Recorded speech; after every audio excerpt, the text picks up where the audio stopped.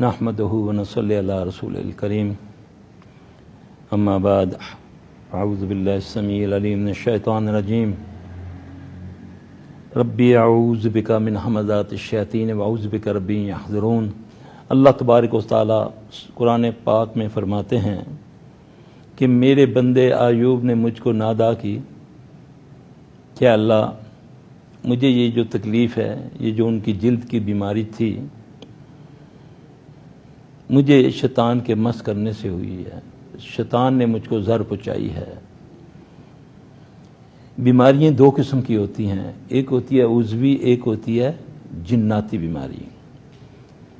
سب سے پہلے تو یہ میں ذرا وضاحت کر دوں، جس کو یہ کہتے ہیں لوگ کہ یہ ہم روحانی علاج کرتے ہیں یا روحانی علاج کروا رہے ہیں، یہ ایک نقطہ ہے سمجھنے کا۔ روح کیا ہے، اللہ نے اپنے نبی صلی اللہ علیہ وسلم کو بھی اس کے بارے میں نہیں بتایا۔ جب کفار نے سوال کیا، جو کچھ سوالات کیے تھے، تو اس میں بھی جب وہی جس میں واقعہ آتا ہے کہ وہی رک گئی، پھر جب وہی دوبارہ آئی تو جبرائیل نے فرمایا کہ اے محمد صلی اللہ علیہ وسلم آپ انشاءاللہ کہنا بھول گئے، اس لیے یہ ایک بڑی کامن بات ہے۔ اس میں بھی یہ سوال تھا کہ روح کیا ہے، پھر بھی اللہ نے نہیں بتایا۔ اللہ نے فرمایا کہ روح امر ربی ہے، اللہ کا ایک امر ہے بس۔ جو ہم یہ کہتے ہیں کہ روحانی بیماری، یہ روحانی بیماری نہیں ہے، یہ شیطانی بیماری ہے۔ شیطان جن کے مس کرنے سے جو بیماری ہوتی ہے، یہ وہ بیماری ہیں جس سے نہ ڈاکٹروں کو پتہ چلتا ہے، نہ ٹیسٹوں میں کچھ آتا ہے، مگر بیماریاں بڑھتی بڑھتی بڑھتی چلی جاتی ہیں۔ یہ وہ بیماری ہے جو ایوب علیہ السلام نے، یہ قرآن سے ثابت ہے کہ شیطان نے مس کیا تو ان کو یہ تکلیف ہوئی۔ تو یہ جو دم ہے، نبی علیہ السلام صلی اللہ علیہ وسلم نے سورہ فاتحہ کے بارے میں فرمایا کہ سورہ فاتحہ دم ہے۔ نبی علیہ السلام صلی اللہ علیہ وسلم پر جادو ہوتا ہے تو جبرائیل علیہ السلام آ کر آپ کو دم کرتے ہیں۔ نبی علیہ السلام کے سامنے صحابی آ کے عرض کرتے ہیں کہ یا رسول اللہ صلی اللہ علیہ وسلم فلاں جگہ فلاں بندے کو بچھو نے کاٹا، میں نے دم کیا، اللہ نے اس کو شفا دی۔ یہ کیا ہے؟ بچھو کس کو کاٹا، کس سے کاٹا، کیسے کاٹا؟ اس کو جسم پہ کاٹا، کہ بچھو جسم کو کاٹتا ہے،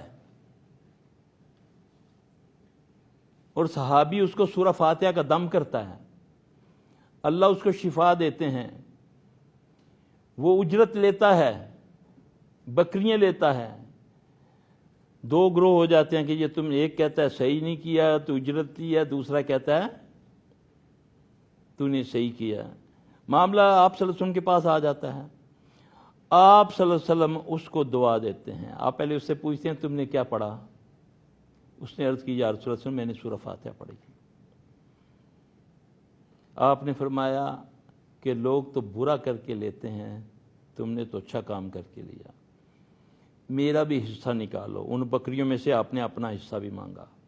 اللہ کے نبی صلی اللہ علیہ وسلم نے مختلف موقع پر مختلف دم بتائے، آپ کے اذکار ہیں ان سے بچنے کے لیے۔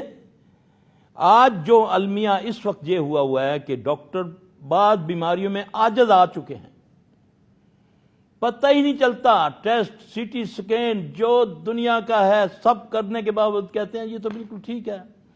اخیر وہ بیچارہ کیا کرتا ہے، وہ بھی مجبور ہے، اس نے شرمندہ تو ہونا نہیں، اس نے یہ تو سائیکو کیس ہے جی، اس کو آپ نا، وہ نشے کی گولیوں پہ لگا دیتا ہے۔ اب جو آدمی ہر وقت نشے کی گولیوں میں رہے گا، نشے میں رہے گا، اس کو کیا تکلیف بیچارے کو پتا، جب نشہ ٹوٹے گا اس کو پھر وہی تکلیف ہو جائے گی۔ قرآن سے ثابت، حدیث سے ثابت کہ یہ جنات جو ہیں یہ جسم کو بھی نقصان پہنچا سکتے ہیں۔ جن جس انسان کو قتل کر سکتا ہے، انسان جن کو قتل کر سکتا ہے۔ دلیل میرے پاس ہے الحمدللہ صحیح حدیث سے۔ جنگ خندق کا موقع ہے، نبی علیہ السلام صلی اللہ علیہ وسلم کے ساتھ جو صحابی خندق کھود رہے ہیں ان میں ایک نوجوان آپ صلی اللہ علیہ وسلم سے اجازت چاہتا ہے کہ یا رسول اللہ صلی اللہ علیہ وسلم میں ذرا اپنے گھر چکر لگانا چاہتا ہوں.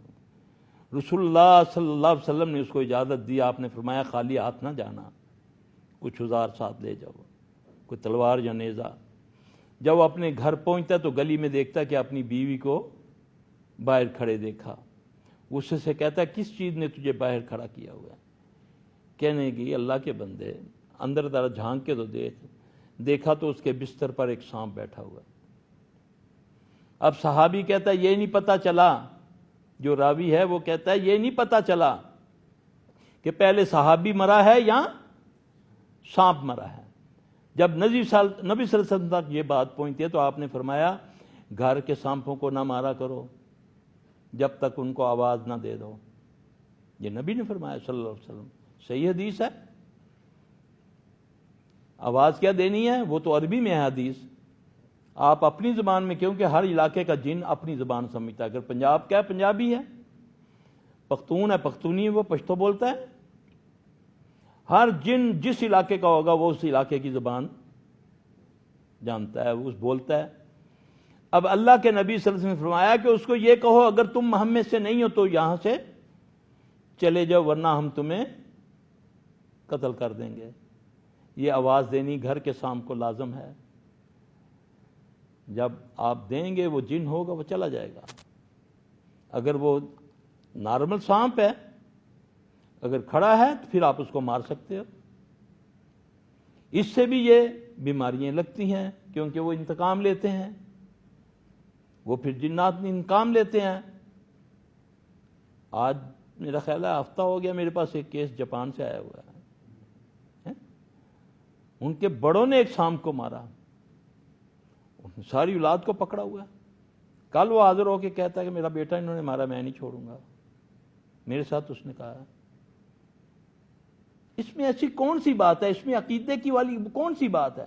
جب ایک بات حدیث سے ثابت ہے, جب علاج موجود ہے تو کیوں اس سے پہلوتئی کرتے ہو, کیوں اس کو ڈسکریج کرتے ہو؟ اس لیے یہ جو گندے کام کرنے والے, غیر شرعی کام کرنے والے, وہ اپنی دکانیں چمکا کر وہ بیٹھے ہوئے ہیں